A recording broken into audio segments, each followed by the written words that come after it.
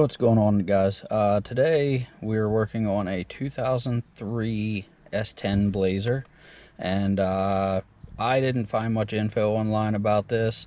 The passenger side airbag removal, I needed to replace the handle, and I couldn't find anything on it. So basically, underneath here there's two, if we can see, two 10mm bolts up in here. And back in here, right there's a 10mm nut.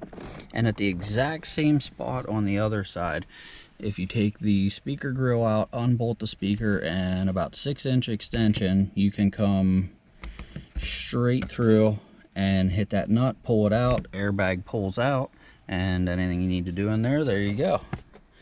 So like I said, I couldn't find much online about this. Just did some digging, got to it, and we made it work.